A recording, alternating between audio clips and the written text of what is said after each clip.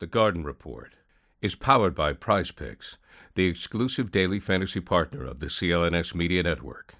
Hey, Bobby Manning here. Welcome to a studio edition of the Garden Report. Noah Dalzell here from Celtics blog. We haven't done this in a while since we've been in different cities and the NBA Finals and parades and everything else. So the offseason pretty much came and went in a week, Noah.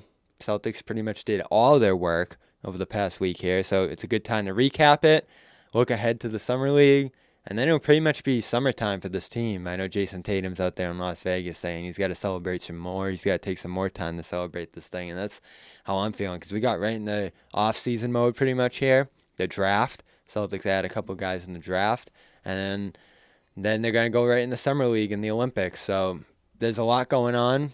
We're really not going to stop for a long period of time here, but now that all this free agency work is done, we can pretty much move on to summer vacation and eventually the Olympics in late July. But let's go over what happened. Xavier Tillman, I think the biggest surprise to me, he re-signs 2 years at the minimum.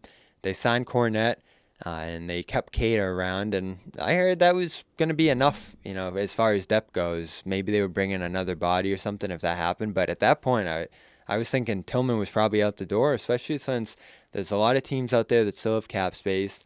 He was, after Mo Wagner signed, the best center on the market, probably left, and he stays at the minimum, which is amazing to me. 2 years, guaranteed, no option.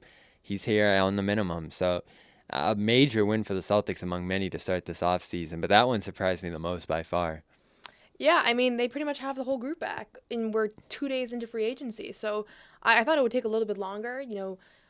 Xavier Tillman, like you said, I didn't see that coming on the minimum. I thought maybe they found a way to keep him for a little bit more than that, but I assumed somebody out there would be willing to offer him like 2 years, $10 million, something like that, even a little bit less. But so he's back, and I thought that he had really positive moments during the playoff run, obviously pretty limited, but the fact that he's willing to come back, despite the fact that he didn't have major minutes at all, it wasn't a kind of a staple of the rotation. It just goes to show you how much he enjoyed being a part of this group and how much everybody did, right? We have Kata's back. I think that's a 3-year deal. Luke Kornet back on a 1-year deal. So all of those guys, just a couple weeks ago, we were talking about what's going to happen with the front court, assuming that we weren't going to be able to see all of them back. We were thinking maybe 1 or 2, and they're going to have to fill the gaps in other ways. And you got all 3 of them, right? So that's really good news, especially because we know Porzingis is going to be out for the first few months of the season.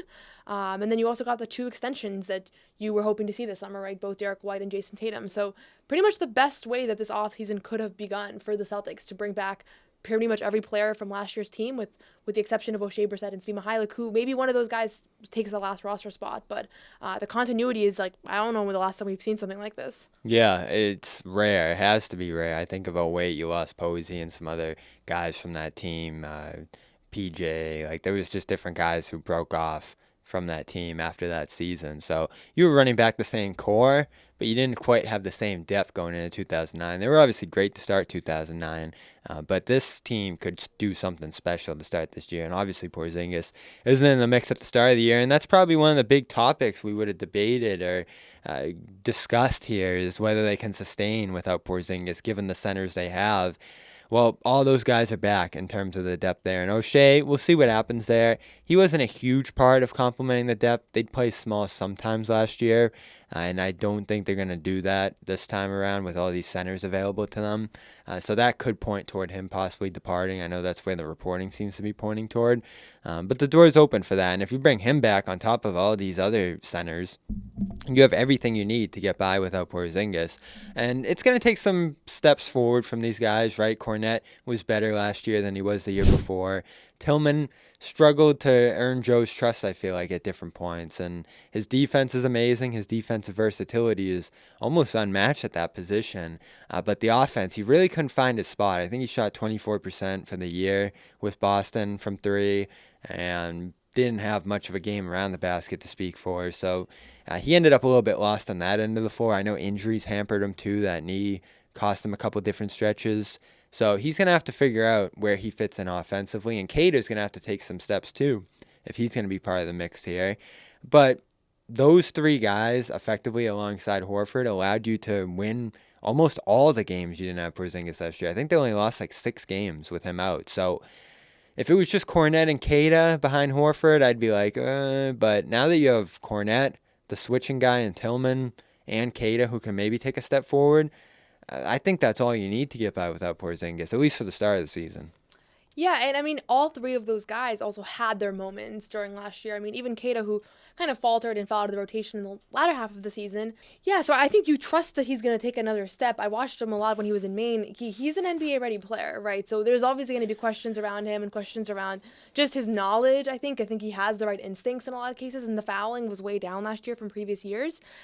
With Xavier Tillman in the offense, the one thing I'll say is, I feel like it was such limited opportunities that it is kind of hard to assess whether or not that was a real struggle. Like, I don't know if you have a sense of how many threes he actually attempted, but it's not like he was out here shooting 6-7 threes every time he checked in. Maybe 30 or something, one a game. Right, so the sample, so you have a couple games in the beginning of next year, and all of a sudden that number is a wash, right? Peyton Pritchard started the year couldn't make one shot for the first few weeks, right? Yeah, and he always looked good in those warm-ups. I know he you looked great in the warm-ups. Yeah. I have to say, I know that these things,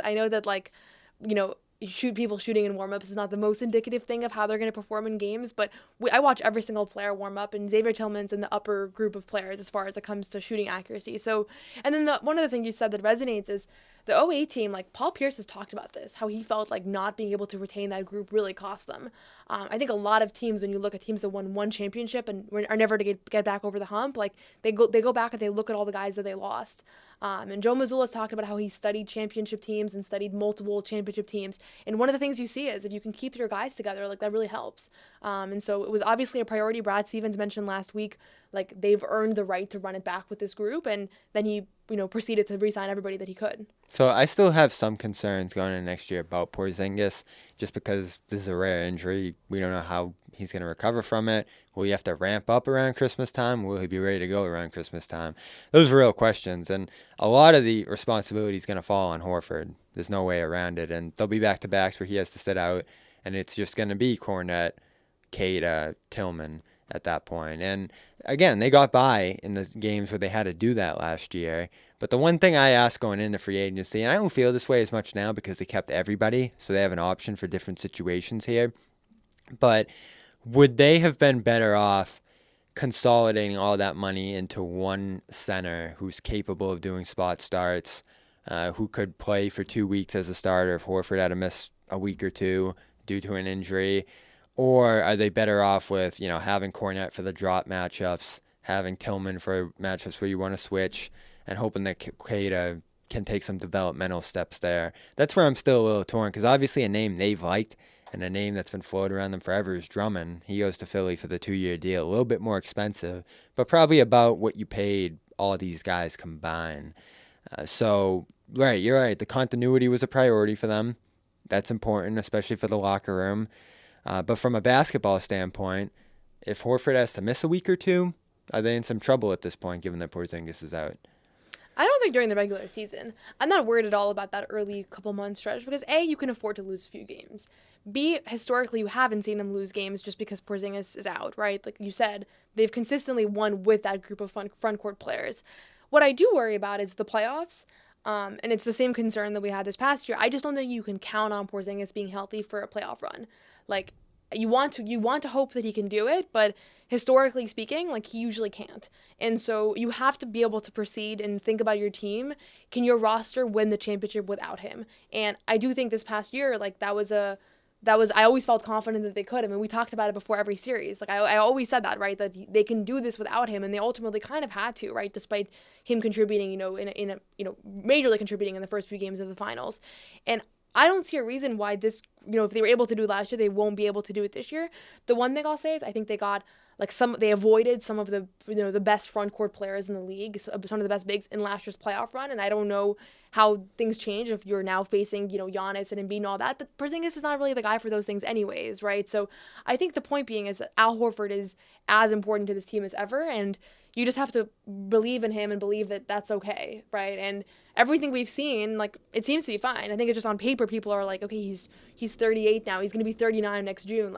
Are we being naive to think that he can be a fixture of this team? And I think you just have to accept that he's still the guy that he's been the last few years. Yeah, and he's done it. And you have to trust that he's going to continue to do it because that's what they've signed up for here effectively with the way they've built this roster. And it worked last year. You basically won the playoffs, the finals, without Porzingis involved really at all for most of that run. So I think that gives you some confidence in the group they have depth-wise and Horford himself. And you didn't have much money to throw around, and that brings us to that money conversation because beyond these minimum signings they've made here, they signed some hefty extensions. And obviously, Derek White, first and foremost, a major win on the surface. They're going to have to be thrilled that he did not go to free agency, that he did not chase 175, 200 million, because that probably ends up in him being gone.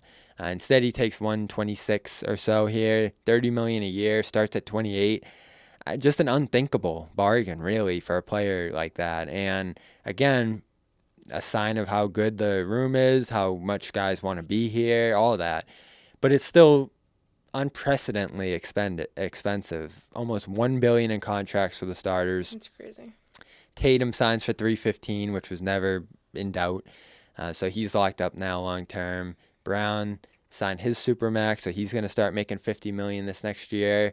Porzingis still has 2 years of $30 million each, and then you get to Holiday, who has $134 beyond all of that. So the tax bill is going to be okay this year because Tatum's not starting that deal yet. I think it's going to come out to like around 40, 50-ish in tax. But next year, you become a repeater tax team, and this roster is probably going to cost close to $500 million for that 1 year. And so that's the year you're going to have to make some tough decisions here. But the good thing is, and we'll see what happens with Sam Hauser, he's really going to push them toward 500 if they extend him. I think you enjoy next year. You run it back next year. Certainly, that's what you've been allowed to do. What's it, 14 guys back from that roster now at this point? You have 8 guys back for 2026, and it could be 9 if Hauser signs up. So that's the way to go, right? You keep everybody around. You can make some changes later, but no one's going to leave for nothing because once you're locked into this money, you don't really want to be let out, and we can get to the ownership stuff too, but they're locked in. It's hugely expensive, and they're running it back. So it's great they're running it back. It's not great that it's hugely expensive. So are we looking at 1-2 years here where they're just going all in, and then after that we'll see? I don't know what's going to happen after that. Or could tough decisions be coming as soon as like 2026? That's going to be the big question here. Well, I think part of it will be dependent on whether this team is able to put together another deep playoff run and maybe even win the championship again next year. Like, I think if you win the championship again next year, you kind of have to just keep rolling with it, right? Like, or if something crazy happens and they're a first round exit, like then you're starting to look at that tax bill a little bit differently, right? So it's hard to know from this point forward, and it's also the fact that the team is up for sale somewhat makes things more confusing and hard to predict. But because whoever the next owner is could maybe assume that cost.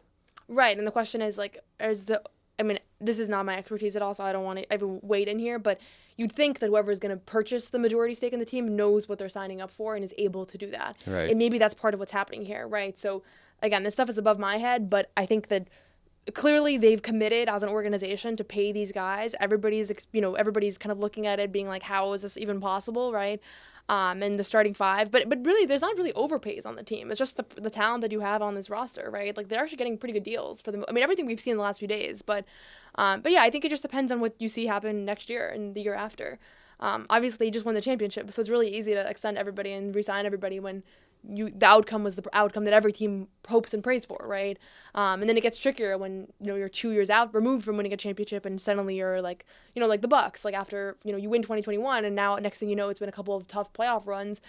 Next, you send away the guy that helped you win, right? So things change quickly, but I think right now they're at a place where obviously these were no-brainers. All of these signings were no-brainers. Yeah, and you have flexibility by having these kind of deals, and I think that's why they're trying to extend Hauser, is have that medium to small size contract as a piece that they can move down the line if they need to break up the roster into multiple young guys, or even just offload some money, which is probably where you're going to be looking at Porzingis that year. Like, he'll be a $30 million expiring.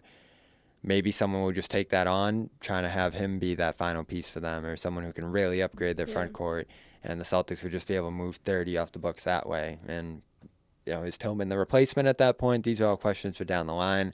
But it's going to be challenging. The league made it challenging.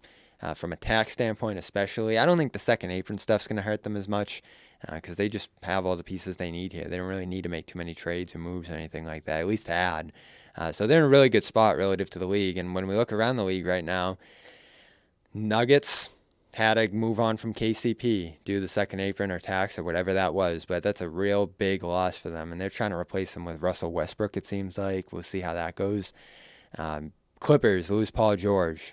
Sixers pick him up, so that's probably one that is just pretty lateral for the Celtics in terms of their competition. And the Knicks make more of an all-in move, adding Mikal Bridges, but that costs them with the hard cap, Isaiah Hartenstein. So that is the big moves that basically affect the Celtics. There's really nothing out there that makes you go, wow, the Celtics are in trouble or that team could threaten them. But the one thing I've said is that the margin for error is a little smaller. Porzingis is out, Celtics may be a little thinner, and these other teams got a little bit better. And as you mentioned earlier, you might have to face some of the teams you didn't face last year, like Milwaukee, like Philly, like New York. Yeah, I mean, obviously Philadelphia, I know Boston fans are never worried about Philadelphia because of historically, Celtics have kind of had, the Sixers number.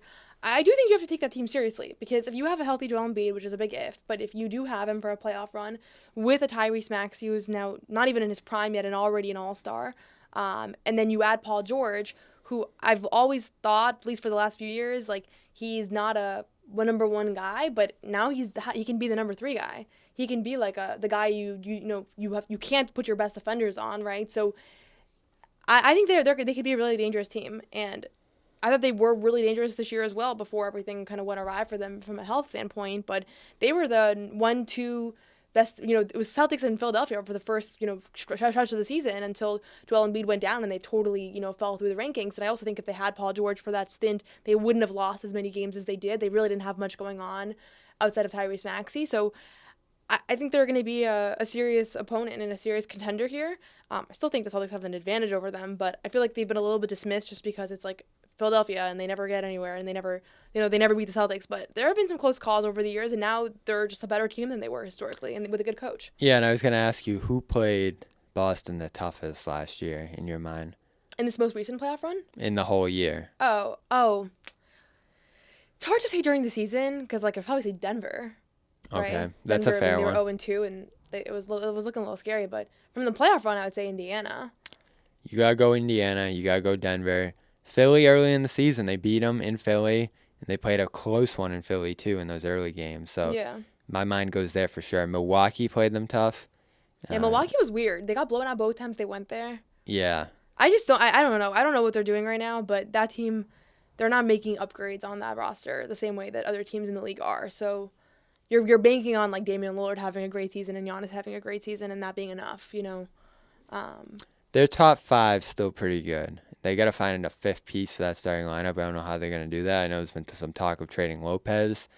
That would almost completely redefine their team. And their draft was weird too. They got Tyler Smith and A.J. Johnson, 2 19-year-olds who probably aren't going to help them in the near term. So they're in a weird spot, but you always have to respect Giannis. Yeah. And then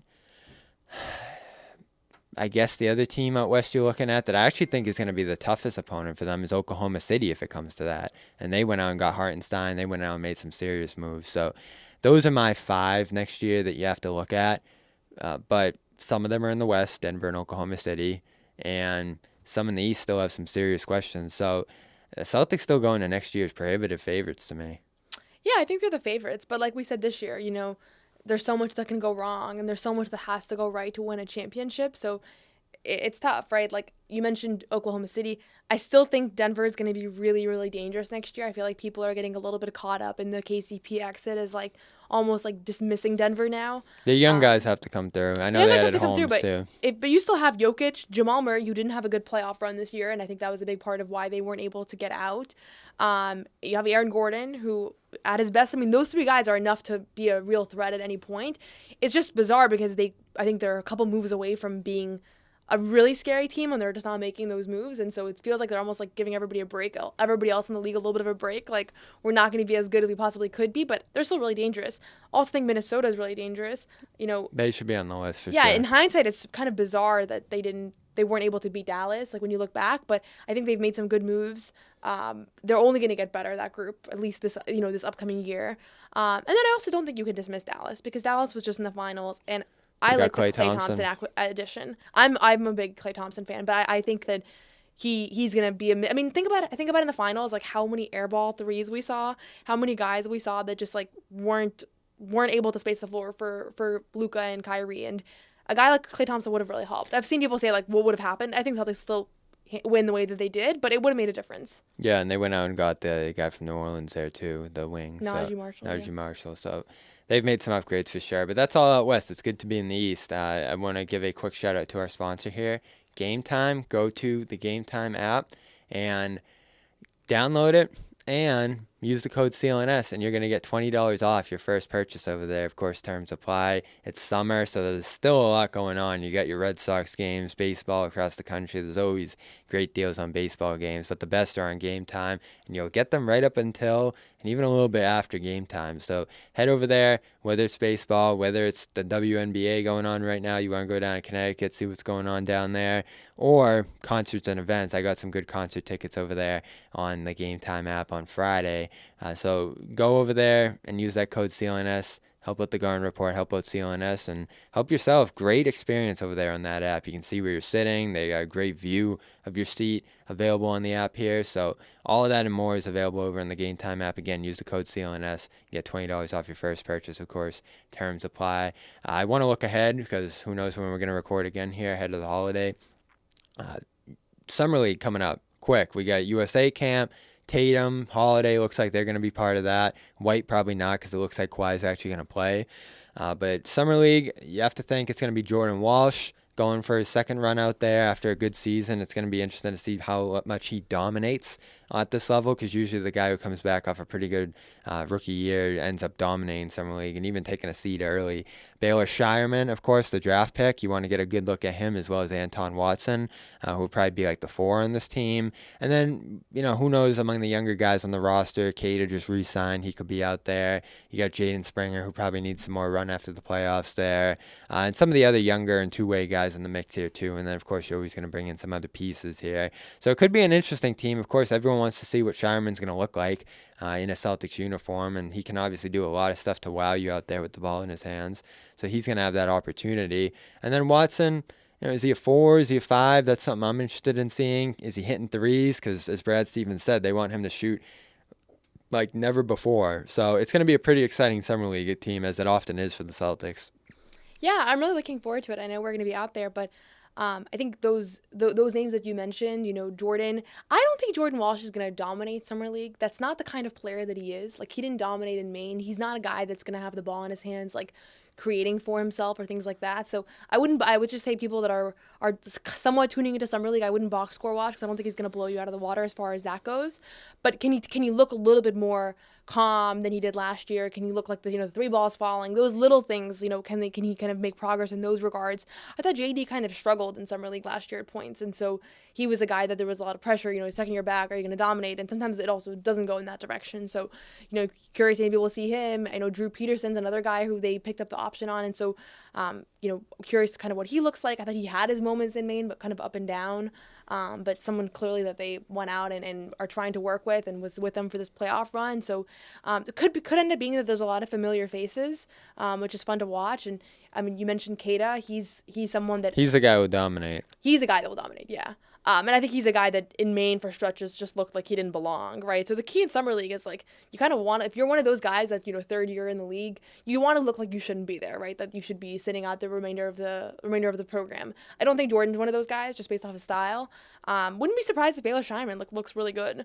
Some of these older players, I think they come in and they just have an easier transition, but it'll be fun to watch just the mix of talent and everything. And, it's interesting how the Celtics approached their draft this year with the, mostly picking older players and having the younger guys be guys that have actually been with the organization for a couple of years now. And Brad mentioned that guys were coming in for workouts and they were oftentimes almost, usually older than the guys that were finishing practice. And so it's going to be a fun mix. Yeah, for sure. And the guy you want to watch is Walsh, because he could conceivably enter the mix this year. If O'Shea leaves, if Shvee leaves, if they keep that spot open, there is some room for a guy like him to break into the mix and maybe play a little bit next year. I know that's not the plan right now, but if he has a big summer league, if he has a big camp, all of a sudden you're talking about maybe him being in Boston a little bit more than Maine, which was where he spent most of his time last year. Obviously, Queta, they'll need. I'm sure we won't see a ton of him if he does play, just because they're going to need those minutes during the regular season. You don't want to risk injury or anything like that.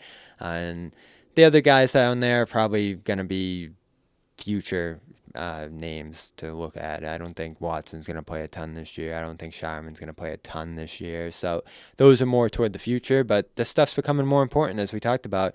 Expensive roster. These kind of guys are going to have to contribute for the Celtics at some point as pieces start to break off into the future. So figuring out who is part of that is what they're doing right now, and I think we'll get a pretty good look at that this month.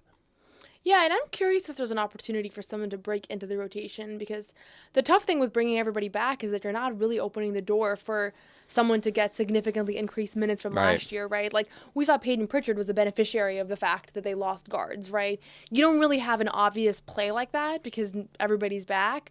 I guess Porzingis is the one where he's going to miss the beginning of the season, but he also missed the playoff run.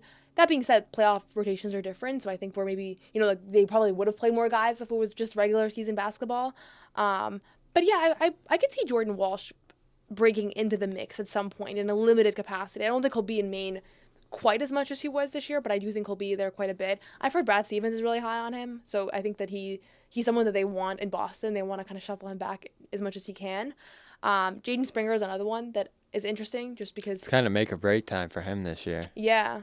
When he played in Maine, he played in Atlanta when we were out there and he was in that G League game, and he looked like he didn't really belong in the G League either. So, I think he has a lot of upside as well. So yeah, just curious to see if someone kind of separates themselves from that pack, because it is on paper, there's a lot of potential for each guy, but then you put them all on a basketball court together, and sometimes there's a natural one or two players that just stands out. Yeah, they also signed an undrafted free agent from Amsterdam, Cleveland State, and Aruna, I think his name is.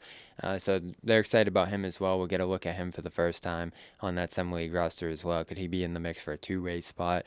We'll find out pretty quickly out there. Someone usually does emerge that's unexpected from these Summer League settings. And that's it for us. Our next coverage will be from Summer League training camp and then out in Vegas for the Vegas Summer League. Noah will be out there. I will as well. And we'll have all the coverage of whoever ends up on that roster, and that should be announced pretty soon here, the final roster for the Celtics Summer League team. Always a fun time, and then it's the offseason. So work done fast and furious for the Celtics. They re-signed Tillman, re-signed Cornette, re-signed Queta, and Brissett is probably next on that list to make a decision. So we'll have coverage of all that when it happens. But for now, Noah Dalzell, Celtics blog by Manning, CLNS Media, subscribe to Celtics All Access, and of course show our sponsor Game Time some love with the code CLNS. I'm Bobby Manning. This has been a studio edition of the Garden Report. We'll talk to you soon.